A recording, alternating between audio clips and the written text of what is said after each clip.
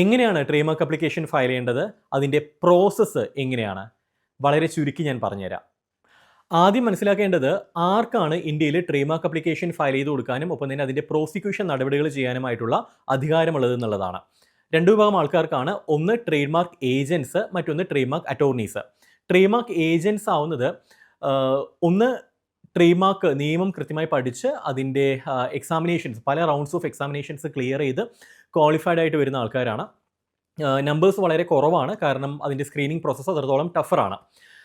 ഞാനൊരു trade mark ഏജൻറ്റാണ്. അതുപോലെ തന്നെ കമ്പനി സെക്രട്ടറീസിനും ഈ പറയുന്ന ട്രേഡ് മാർക്ക് ഏജൻറ്റായിട്ട് ആക്ട് ചെയ്യാനായിട്ട് കഴിയും. ഒരു ചാർട്ടേഡ് അക്കൗണ്ടൻറ്റിനോ അല്ലാന്നുണ്ടെങ്കിൽ ഒരു CMA പ്രൊഫഷണലിനോ ട്രേഡ് മാർക്ക് ഏജൻറ്റ് അവർ ഓട്ടോമാറ്റിക്കലി ആവത്തില്ല. രണ്ടാമത്തേത് ട്രേഡ് മാർക്ക് അറ്റോർണീസ് ആണ്.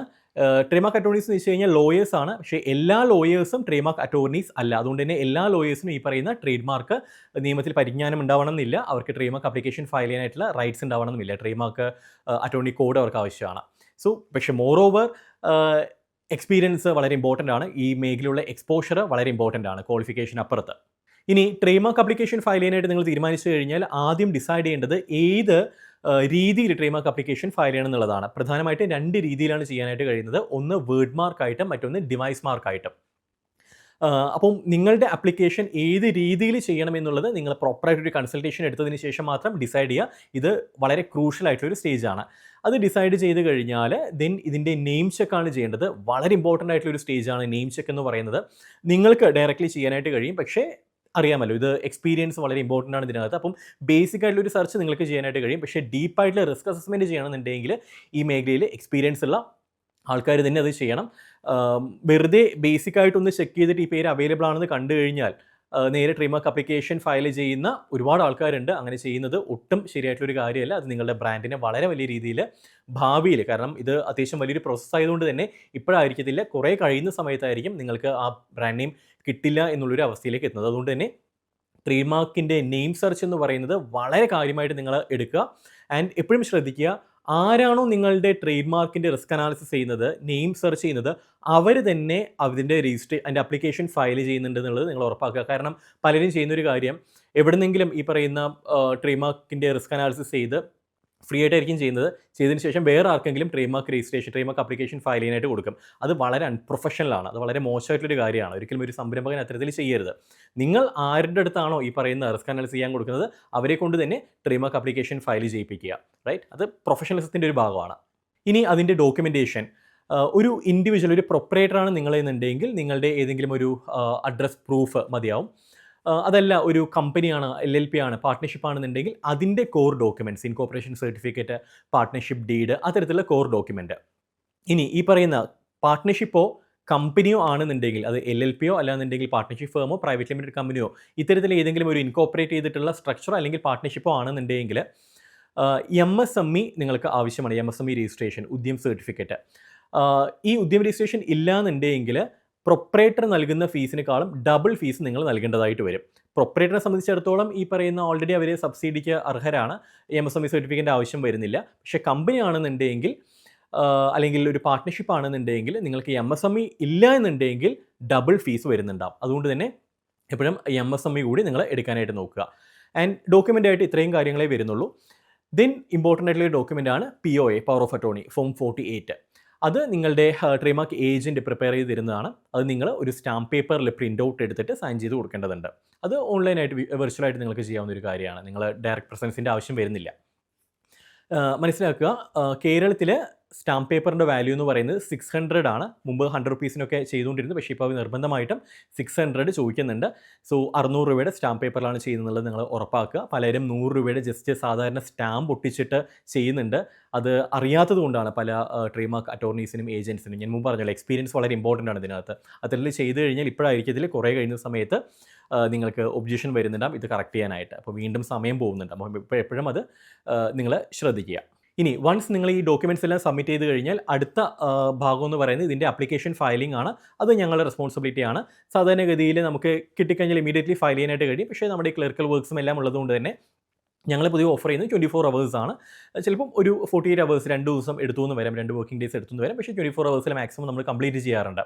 Once trade mark application file ചെയ്ത് കഴിഞ്ഞാൽ നോർമൽ കേസിൽ 30 മിനിറ്റ്സ് 30 മിനിറ്റ് കഴിയുമ്പം അതിൻ്റെ പബ്ലിക് സെർച്ചിൽ നിങ്ങളുടെ ബ്രാൻഡ് നെയിമും നിങ്ങളുടെ പേരും നിങ്ങളുടെ ആപ്ലിക്കേഷൻ നമ്പറും എല്ലാം കാണാനായിട്ട് കഴിയും.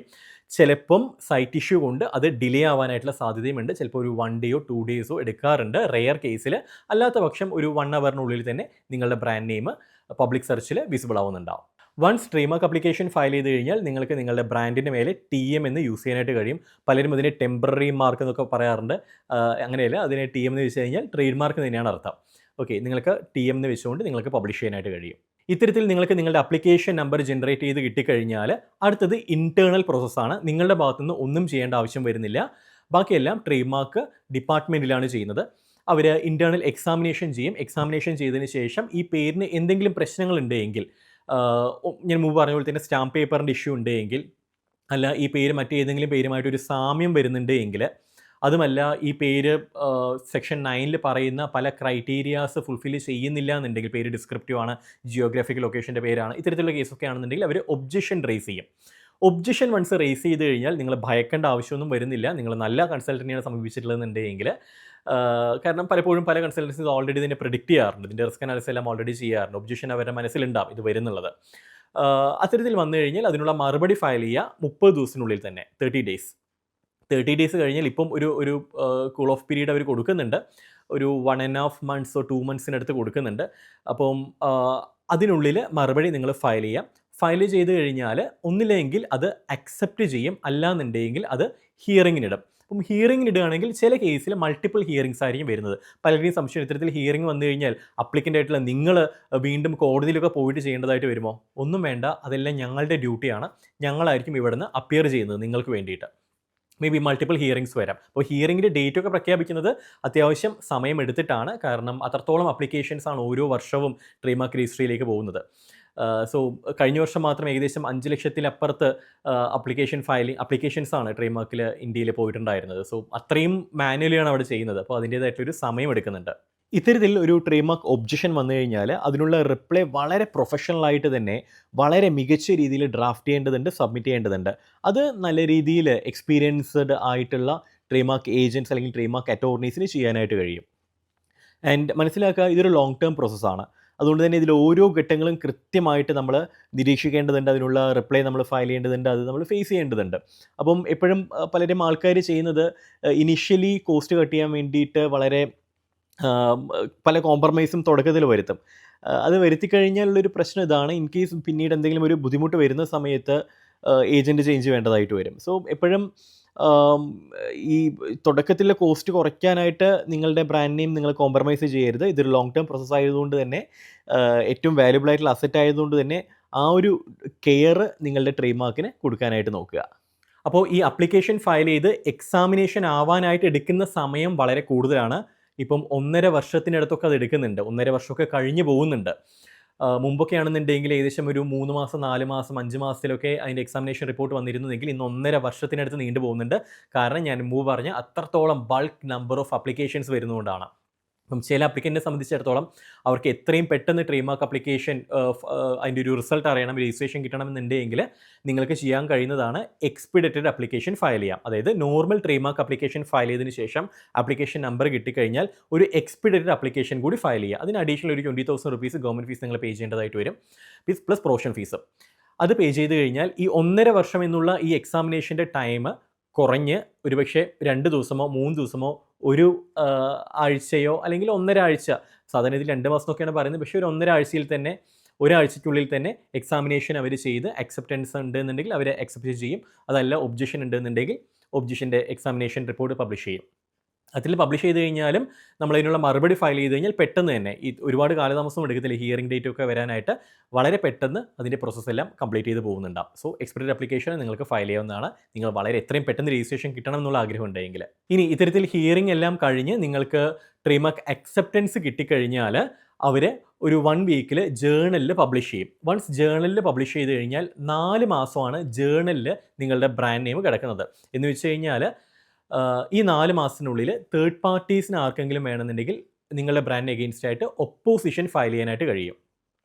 ഇത്തരത്തിൽ ഒപ്പോസിഷൻ വൺസ് വന്നു കഴിഞ്ഞാൽ ദെൻ വളരെ സീരിയസ് ആയിട്ട് നിങ്ങളത് നോക്കിക്കാണണം. കൃത്യസമയത്ത് അതിനുള്ള മറുപടി നിങ്ങൾ ഫയൽ ചെയ്യേണ്ടതായിട്ട് വരും.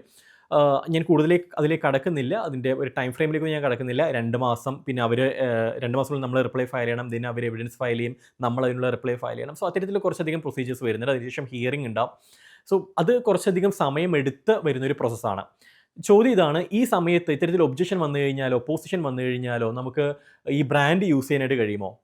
യൂസ് ചെയ്യാനായിട്ട് കഴിയും, പ്രശ്നമൊന്നുമില്ല. കാരണം അതൊരു ഫൈനൽ വേർഡിക്റ്റ് അല്ല. നിങ്ങൾക്ക് റെഫ്യൂസൽ ആവുന്നത് വരെ, നിങ്ങളുടെ ബ്രാൻഡ് നെയിം റെഫ്യൂസൽ ആവുന്നത് വരെ you can use the brand.